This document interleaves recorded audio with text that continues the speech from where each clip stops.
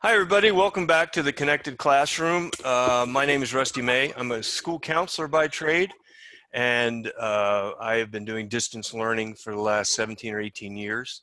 And when the pandemic hit, my goal was to get online and to talk to teachers about what was going on with them, what they were dealing with, and the challenges that are being presented to us in the classroom, whether it's virtual or face-to-face. And my guest today, uh, Matthew Ventresca, is principal from Highland Elementary in Montana. And Matt's been good enough to join us today. Matt, how are you? Hey, doing great. Good to see everybody on here. I'm here in Montana, USA. Yeah, you guys haven't been. It hasn't been too much. There hasn't been too much activity with that going on in Montana, correct? Well, depending, some of the bigger cities, yeah, there's been quite a few cases and tests, nothing like any of the major, metropolitan areas or anything like that. But so, it's kind of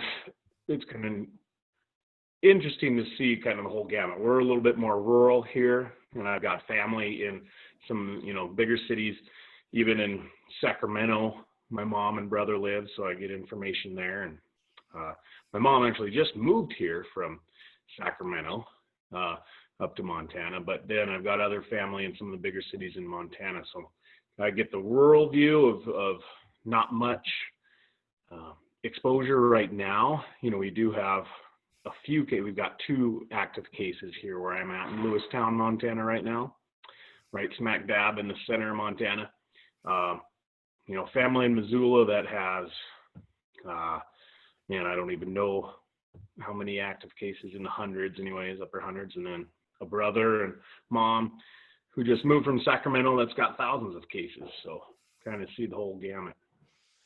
Well, I really appreciate you being with us today, taking some time out. I'm sure it's been a busy summer for you, trying to get prepared. What I really want to talk about today is the idea of taking care of teachers, because Teddy was mentioning earlier. We'll bring Teddy in real quickly to kind of repeat what he was saying about what was going on in New York. Teddy, you mentioned something happened last week after the show with your group. Teddy, you want to tell us where you work as well? Yeah, so I work at Geneseo. It's a university located upstate New York. And after the conclusion of your weekly meeting, I had attended our Geneseo Restart meeting with staff and faculty. It was from 3 to 4:30 p.m. Eastern Time. And during the meeting, they pretty much answered questions, concerns, issues that a lot of faculty and staff had regarding the restart, which was to start classes August 31st. After the conclusion of the restart plan, they had another separate meeting among union reps. And from there, it came to the conclusion that a lot of folks weren't comfortable with the possibility of us still reopening. So we're going to have a virtual rally through Zoom this afternoon in hopes of having our needs addressed and possibly met before we open school. A lot of professors are concerned about, well, the students come in, are they going to get tested frequently? What's going to happen if someone has the virus? And there really isn't much clarity in regards to that at the moment. And you mentioned that they're concerned about masks being optional as well. Well, they've said masks are mandatory, but we've seen in other schools where they've made it optional. We've seen the case where it's mandatory, but folks refuse to wear it for their either political reasons or personal reasons. And a lot of faculty are concerned if you're teaching a class, whether it be on campus or outside, and you kindly ask a student if they can wear their mask and they refuse, do you now have that right to refuse to teach that student, or does the student have to just come into the class, sit in front of everybody without their mask? These are some of the concerns we hope will be addressed, but still has some wiggle room in it. Okay, back to you, Matt. I want to talk a little bit about that. Coming from Montana, obviously live-free kind of a state for sure, and I know the governor has been really proactive in trying to allow the different districts to do that. But what's your take on that, and the general feeling of the public, seeing as how the pandemic is not that big there? But do you have a lot of people who feel like they can just say, you know what, I'm not going to do this. I'm not going to make my kid do that. Have you guys discussed that with your staff?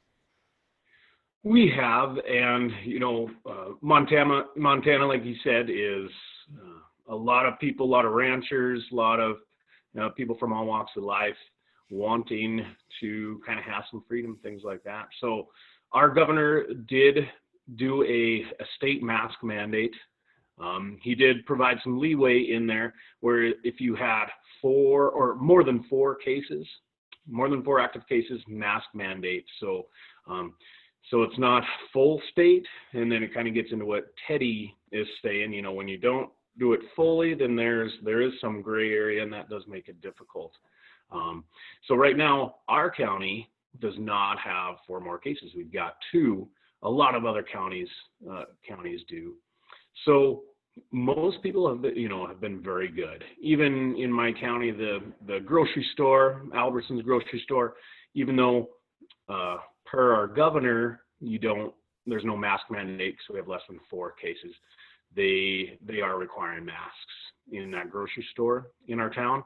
Now, you know, like Teddy was saying, you do get some people that don't wear them. And then my brother was visiting from Sacramento, California, just this past week. So I took him to Billings on Sunday, Billings, Montana, to fly out.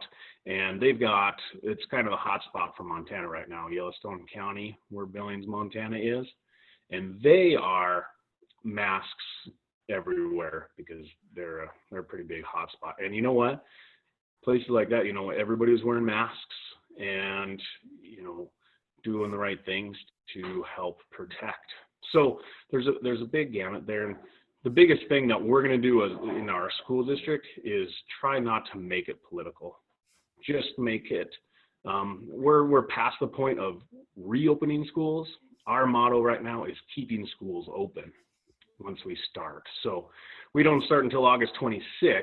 We are going to be able to start full capacity with restrictions per our county health officials. But our main goal is to keep schools open. And so we want to get rid of the political ties with masks or whatever it is in order to keep schools open. So that's our motto. And that's really become the issue. You know, I mean, when you think about it, the issue has become that it's not a political issue. I mean, in schools, and, you know, you guys have watched my show for years and have talked about things like the golden rule and treating others how you want to be treated and doing things like that. And I always like to talk when I'm working with kids individually about the idea of the difference between home and school, the difference between what you do behind closed doors and what you do in the community. And that really isn't a political issue. That's really a civics issue. That's an issue of, as a community, if we're accepting responsibility for the fact that we're all part of a group, do we have the ability to say, I understand your political point of view, and when you're in a situation where, you know, you're at home or you're wherever you are and there's so much land around you or whatever you want to do and you choose not to make that choice, that's completely fine. But when you enter into a situation like a school specifically, and specifically a school where you have teachers, you know, I was reading recently, I think it was 18% of teachers nationwide are in the kind of the target range.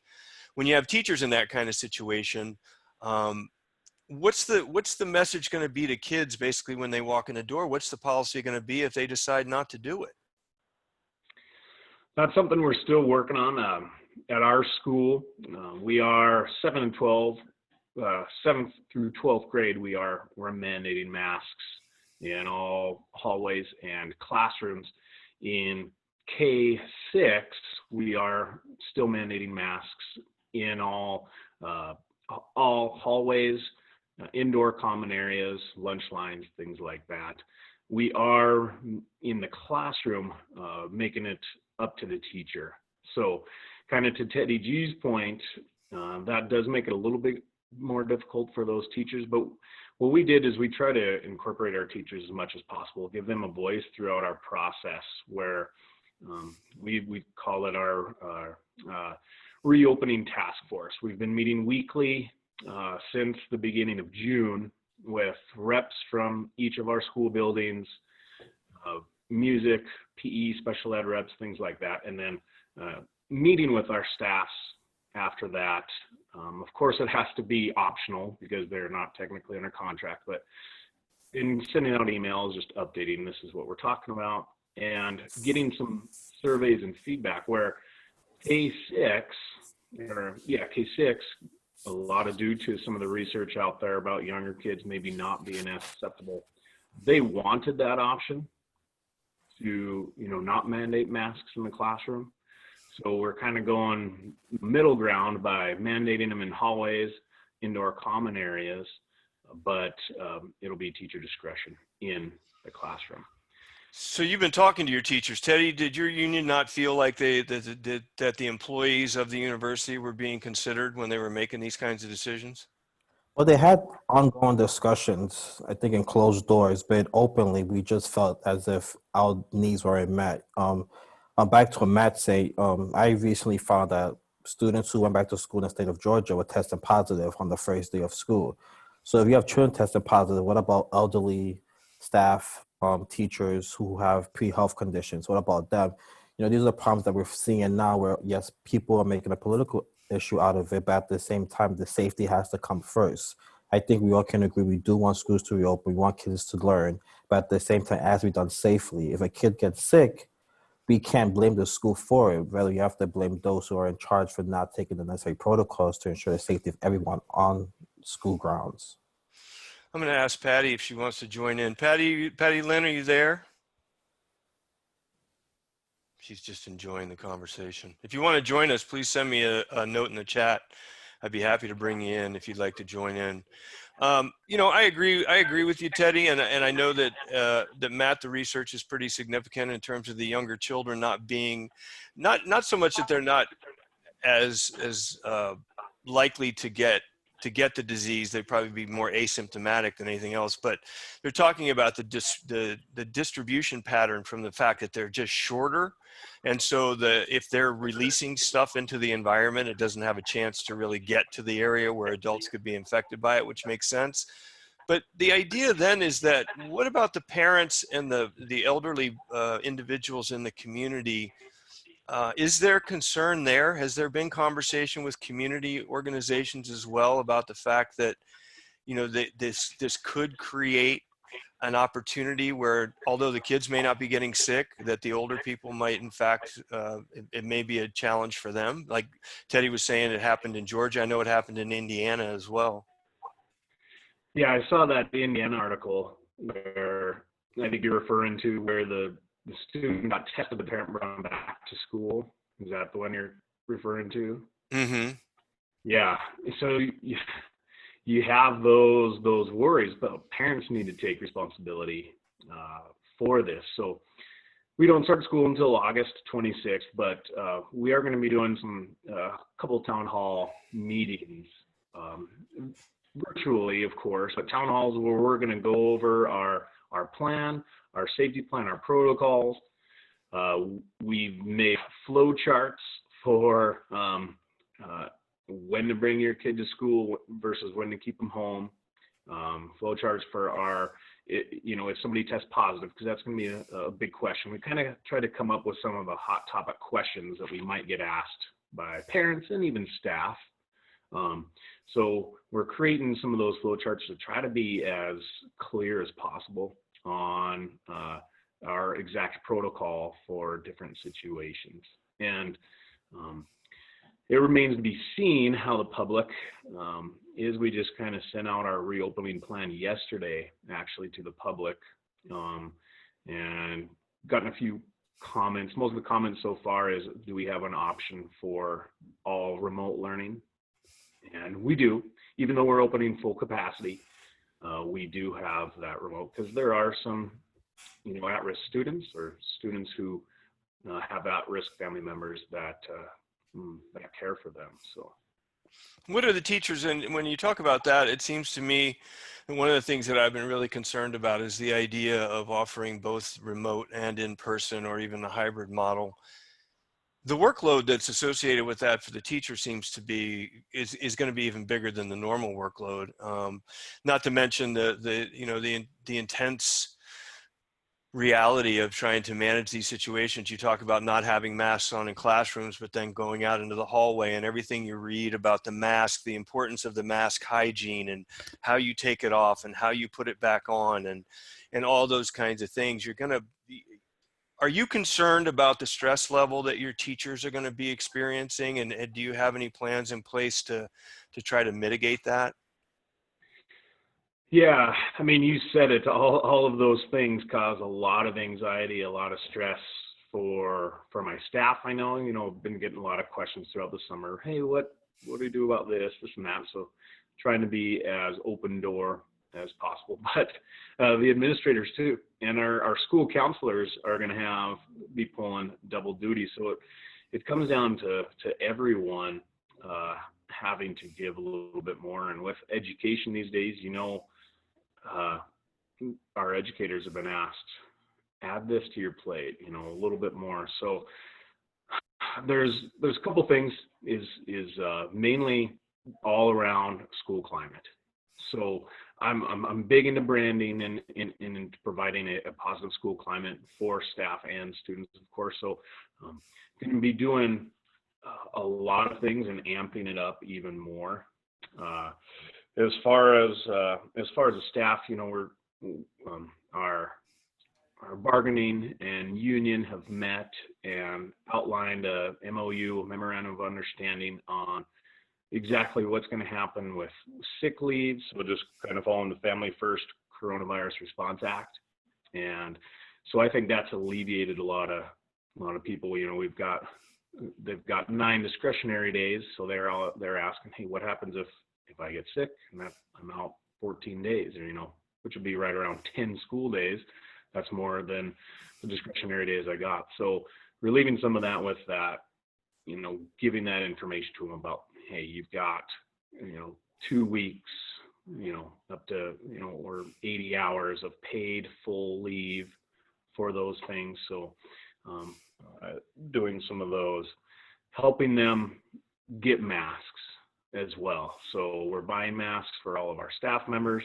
Some of the staff members that work in small groups, special ed, title, things like that, getting some of the clear anti-fog masks to help out with them, because there's, especially in the younger grades, there's a lot of mouthing when you're working with phonics and things like that students have to see your mouth, and and some teachers need to see the student's mouth as well. So working on some of those things to make it easier for them to do their job. They're not worried about some of those things.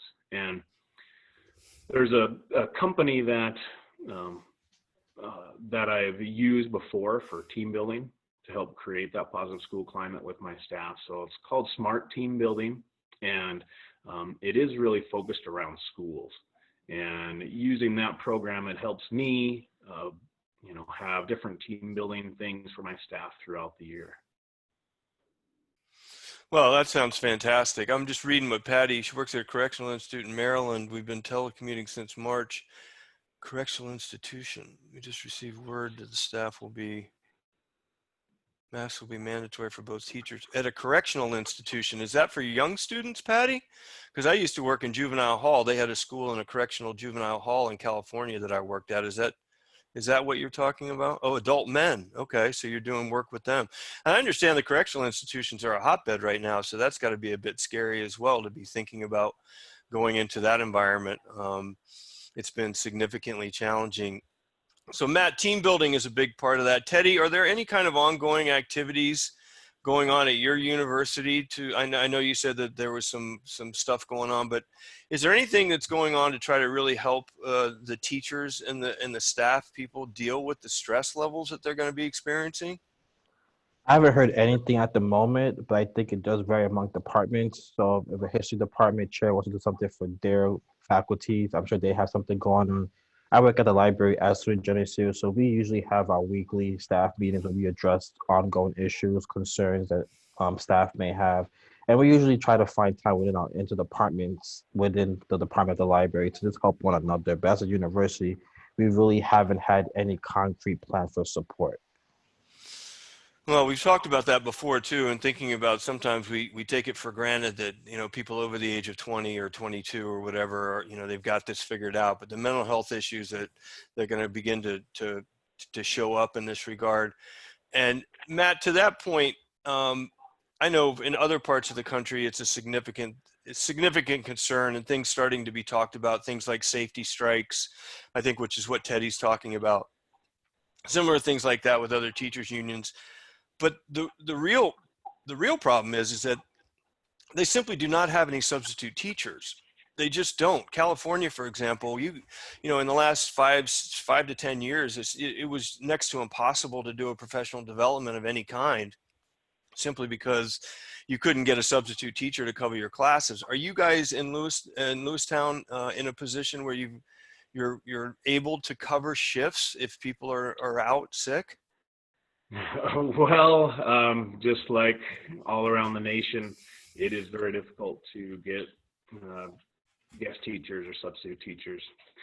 Teachers just in period, when I'm hiring, when I first kind of went through the process 17 years ago, I was an applicant with, you know, hundreds of, maybe not hundreds, but, you know, 50 to 100 other applicants. Now, when I'm going through applications for jobs, it's 10 max.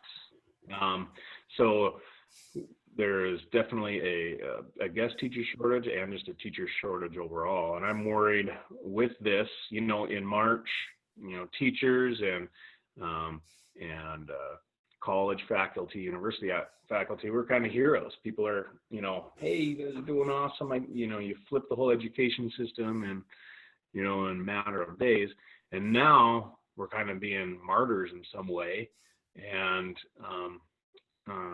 looked at, you know, by some people, not everybody, but as, you know, not necessarily villains, but not in that same light just a few months ago. So it's going to be interesting how that affects everything. But as far as guest teachers, that's a big concern that we have in our district. What do we do? So we've talked about going all online. If, you know, if a teacher tests positive, then that classroom of kids will go online. We talked about dispersing those students in other classrooms, but then that gets rid of your homogeneous groups where you get some cross contamination. So we'd be going all online if we can't do it with the subs, or, you know, we just let the kids take over. You know, the kids will run the classroom. I'm just joking, not at my grade levels, but that's where, you know, I'm gonna have to step up as principal. There's gonna be days I'm, you know, just banking on where, yeah, we can't get a guest teacher, and that's me, you know. So I'll be doing that, or shuffling paraprofessionals around, things like that. Well, I think about that in terms of, you know, there's a lot of consideration right now. And from my perspective, I think about it like I was a big fan. I read an article recently about the concept of looping, which was, you know, massive studies have been done over the years about the benefits to students and to teachers of having the same grade level for 2 years in a row.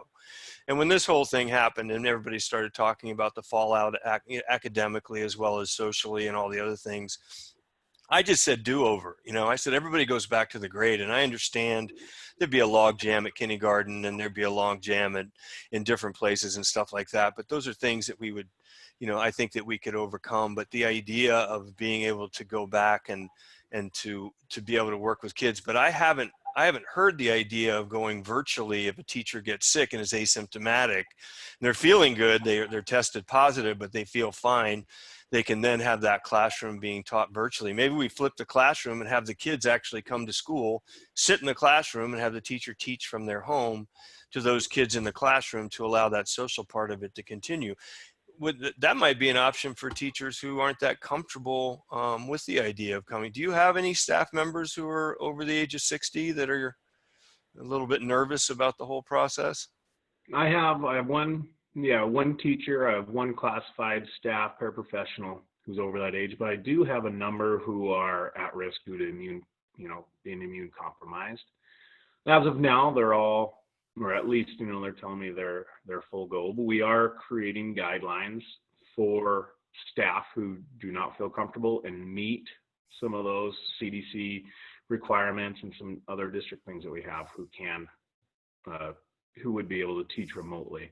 And like you said, we would have to staff that room with a paraprofessional or something while the teacher is on the screen if we got into that. Or we would have that teacher be in charge of the of the students who opt out of full capacity, they're in class, and opt in for the full remote learning. So we're starting to figure out our numbers. We're putting it out to parents so we can get numbers on how many students are going to opt out of in class so that they can do all remote learning. Then we'll be able to make some more decisions on how that is taken care of. What's the money situation like? Do you have a sense from the Department of Education or from the governor as to how the money situation is going to play out, or is this year kind of it's fine and then we worry about it next year, or what's the take on that right now? Yeah, fine now and then worry. Between, with the CARES Act, some of the schools got money, and then our state of Montana governor sent some of the state money that they got through the CARES Act is giving some to all the schools. And it remains to be seen with this second CARES Act that's coming out. So we're being very cautious about that money. Some of that money does have to be used by the end of this year, December 31st here of 2020. So some positive notes that'll help you. We are able to go one-to-one with Chromebooks. So we hadn't had that luxury before, but due to cross-contamination of sharing Chromebooks or computers, things like that, the money will allow us to go one-to-one. But then, like you said, Rusty, you look down the road, how are we going to keep that up? Our technology budget doesn't have the capacity to keep that up when a machine goes down. So yeah, it's great getting this one-time money, but how are we going to keep that one-to-one going? And then when you look at the legislature, Montana's legislature will be meeting this spring here in 2021. And that's where you get really nervous, because a lot of Montana is tourism. We don't have a sales tax in Montana, which is great for some things, but it does make education harder, so there's no sales tax. And with tourism being down and state taxes, whether it's income, payroll taxes being down with people being more unemployed, we're bracing for cuts come this spring with the legislature. So trying to keep as much of this money that doesn't have to be spent right away as we can, but it's going to be nerve-wracking with what the legislature comes out this spring with. Teddy, let me bring you back in. What are you getting? You told me that you were concerned a little bit about the housing and it was kind of for the university system, housing and food and stuff like that are some of the biggest money makers. What's it sound like to you in terms of the university systems, in terms of their money?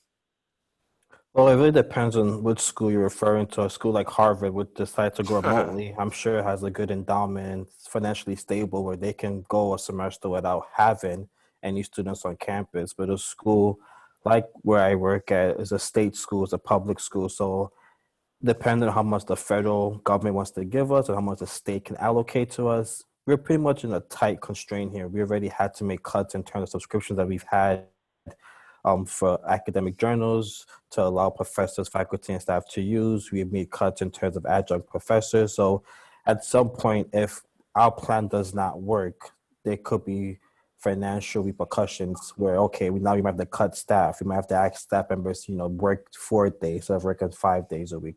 It's a lot that hasn't been addressed yet because we're still in this illusion that the restart plan will be successful and we can go from August through December without any issues. And I think that's highly impossible. Work at university, we're talking about adults age 18 to 22. Come Thursday through Sunday, what are you going to do? You're going to go out. There's a bar right across the street from the university. Are they going to open? Don't they want to make their money? These are some of the questions that we need to be realistic with ourselves. If you're going to open, are you going to practice social distancing? Are you going to require face coverings? And personally, I just can't see us going past a month without having issues. Well, and it's interesting too to hear you say that, because the WHO, World Health Organization, just released a statement saying that there's not going to be a silver bullet. That, the idea that people are waiting for a vaccine that's going to take care of this, and then all of a sudden it's just going to go away. So, when you read something like that, you start to think of this, and what they said is that we have to be prepared for this to be the way things are going to be for the foreseeable future. And in my mind, the idea of trying to keep 18 to 22-year-olds out of bars, trying to keep kids from hugging their teachers, trying to keep people wearing masks in public and so forth, I mean, that's a much bigger issue. But, you know, back to you, Matt, and thinking about this idea of the legislators getting together in the spring and talking about this, hasn't this experience shown us that public education is absolutely the backbone, not only of education, but it's also the backbone of the society in terms of being a place where we can put our kids to, for lack of a better term, so we can go to work. I mean, how can the legislators look at what's happened over the last 6 months and say to themselves that something is more important than this? That really boggles my mind. I would find that hard to really comprehend. Do you have an opinion on that? Man, Rusty. Yeah, I mean, I alluded to it earlier between educators in March and April and May, where, people look at it as heroes. You've all over, I call it Spacebook and Facegram. I mix those things just to kind of be funny. But, all over you're seeing the memes of parents saying, 2 days in and I fired myself from being a teacher. How do teachers do this? I've only got 2 kids and you've got 20. Or, I got caught drinking on the job because it's so hard, all those different things. So people are like, oh yeah, just like you said, oh, public education, teachers, you guys are the backbone. We need you guys. And it's funny how things have started to turn the other way here, as I think everybody kind of settles in and hoping there'd be more answers by now, but there really isn't. And schools are starting back. It's a tough situation for everybody. And parents, I get it too, because I'm a parent too. There's a lot of things that, you have to decide about, whether you're full opening school or you're going a hybrid model or all online.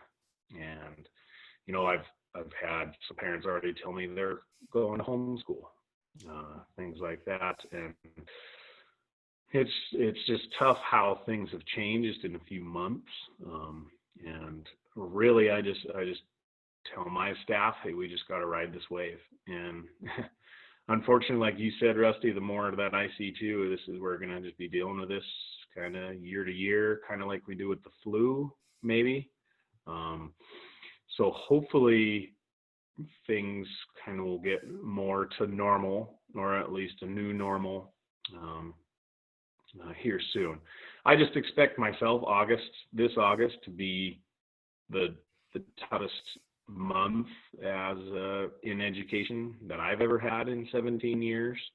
Some of you guys might have been there longer. I'm just racing for August as I'm talking with parents more and more. But I think once I get the kids in the seats come August 26th, my staff, myself, will be able to get that structure and settle down. And I really think once we get those kids in the seats, that, even parents too, we'll get back to some normalcy, which will help. Now, granted, like Teddy is saying, he doesn't foresee things going smoothly, even more than a month. And I'm kind of there with you too, Teddy. So September might be great after kids are back in seats, because it sounds like you're starting right around the same time we are. But then, so September, we might have, this great time, all this structure, and then stuff might get real again as far as people testing positive and how this goes. So we'll have to mitigate that as much as possible. But I just want to get back to some normalcy myself. Well, I think what's going to happen, and everything that I'm paying attention to right now leads me to believe that what's going to happen is the public education system is in real desperate straits because the money won't be there. The kids who need to go to the public education system, who need that kind of social structure, they need the food, they need to go because their home life isn't substantial. Those are the kids who are most at risk to begin with. So you put those kids into the school, the parents who have money. The new tomb is called Zooter. So they have these tutors that come to your house on Zoom. They charge $50, $60 an hour to teach your kid, or they're creating micro schools. And so you have this whole industry coming up with micro schools with 5 or 6 families paying a teacher. Each family pays it. You think of a private education my brother's kids' private education was what, 25, 30 grand a year. If you could get a teacher for, if you went in with 6 or 7 families and you got a teacher for 10 grand a year to teach 7 kids in a pod kind of an environment. And so you have those 7 kids being taught by, Robin Williams and whatever that great movie was that he did, kind of an environment. And then you have everybody else who's kind of left behind. And what this brings in to me, and we've got all these other things that are going on. Teddy, you can speak to what's going on at your university. The Black Lives Matter movement, the idea of the effect of the economic reality of how this disease is affecting people who don't have means, people of color. All these kinds of issues are going to come up as well. And as educators, I think we kind of have to get ahead of that. But like you said earlier, I'm not sure anybody is really thinking about that. Teddy, is anybody still talking about the Black Lives Matter movement and what's going to happen on the campus in terms of trying to diversify or? Well, there hasn't been a lot of talk about it, but I think the protest is still going on and the discussion is still being held both on national TV and just within the confines of friends and family. I know that we actually just formed the committee, the Diversity Inclusion Committee, where we're trying to engage this conversation, not just with faculty and staff, but actually have students in the forefront of the conversation. So instead of making policies, making rules, and trying to talk on behalf of students of color, let's have them join the conversation too and ask them, what's the issue that you're having? What can we help? How can we better improve the university? And I think the university has done a great job with that overall in terms of how we address the issue, but we need to have the students in the forefront. Elementary students, middle school students may not have that same passion, but university students definitely are aware of the social issues going on. And I think after the passing of John Lewis, there's been there's been more engagement towards the Black Lives Matters movement. Well, that's good to hear. I know that that there's so many different things that are going on. Matt, I don't want to leave us on a kind of a downer note. Obviously, I'm planning. I think change is good. I mean, I was gonna start the show. If we didn't have change, there wouldn't be butterflies. So it's like you got to go with what you got, and this is going to be.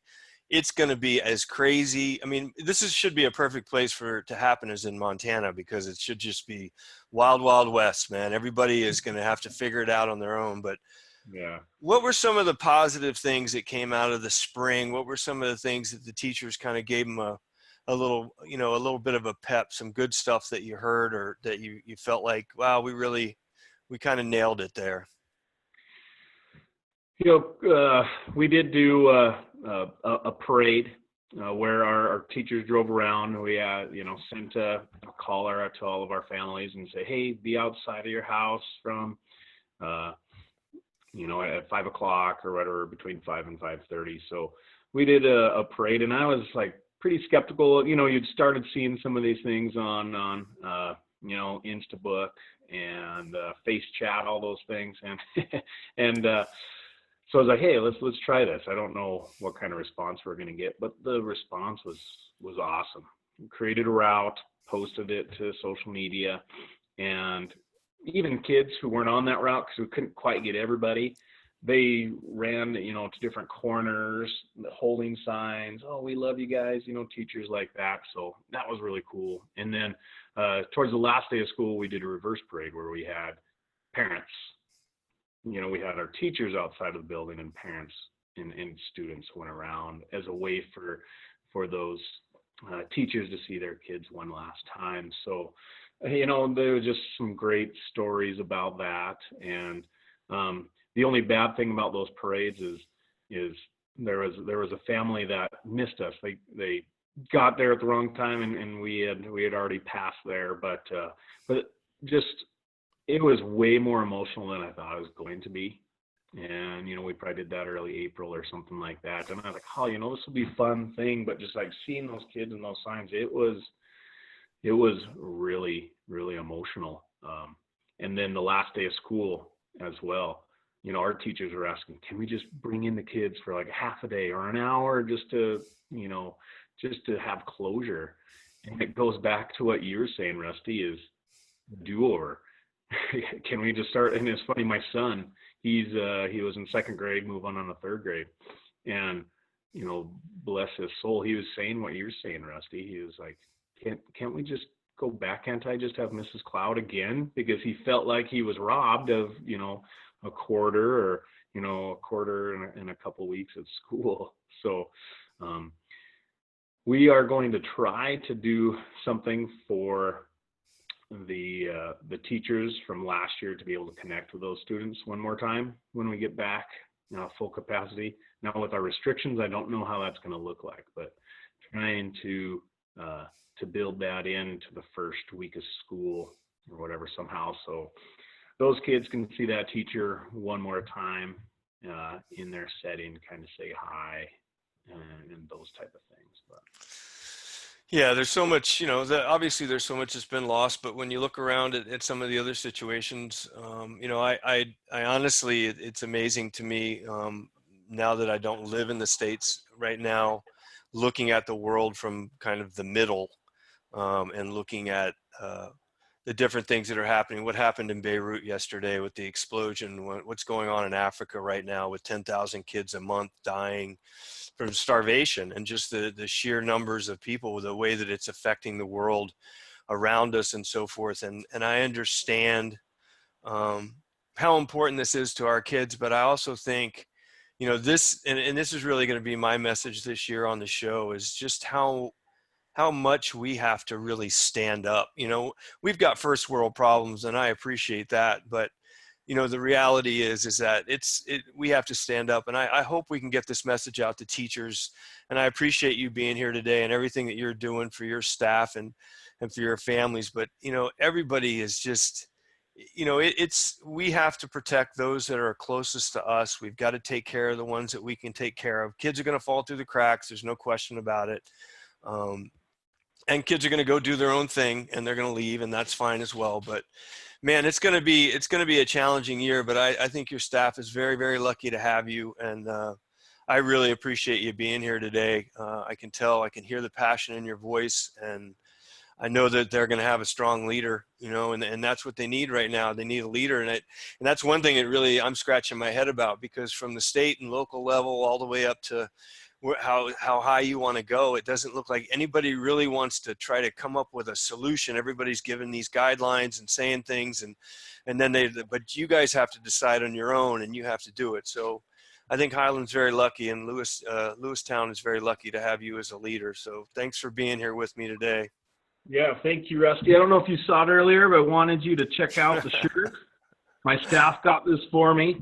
Because, of course, we use your school tools videos. That's how we know each other. But so wanted to do that. And we're flipping the script this year. They talk about the school closures being an ACE, adverse childhood experience. Right. We're working on PCEs, PACE. We're looking at positive child experiences. So that's what our kind of motto this year is going to be. Flipping the script from the ACE, although we'll take that into account, and trying to do some, PCEs, positive childhood experiences at school. Good. And I was reading something from an African-American educator that had talked about that very thing, because he was working with a group of young African-American students who had mentioned the fact that they didn't see their past life as particularly negative, and they were angry that people thought that, that they should be cared for, and they took a lot of pride in getting through that experience and getting through all those difficult times. And I think this is, if any year in the next 5 years, I hope, for every every part of me hopes I can do this for 5 more years, is just to be there as part of that. Be there as just telling people we got to find the good. We got to find the good. We have to find the positive.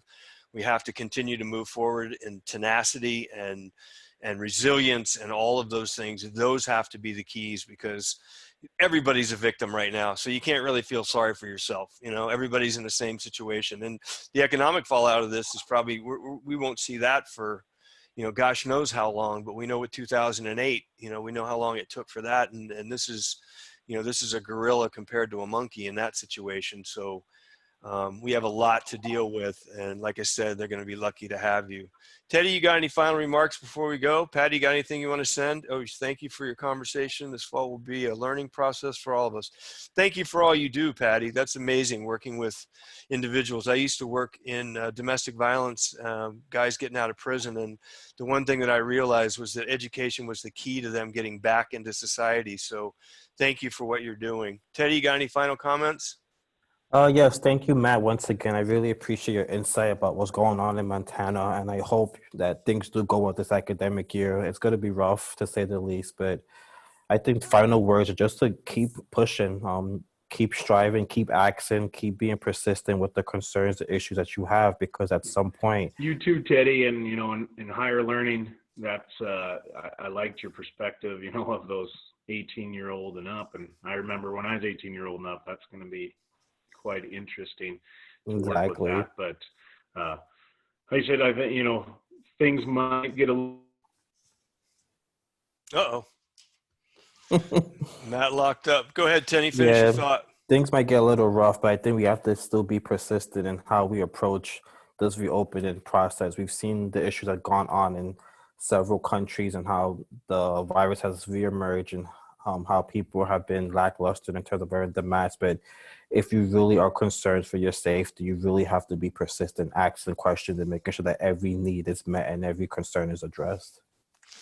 Yeah, man. Thanks for being with us again. Matt, thank you again. You kind of locked up there at the end. Patty, I appreciate it. Everybody that's listening to the podcast and listening to the recording of this show, thank you for joining us. And thanks for all you do for the kids in your care.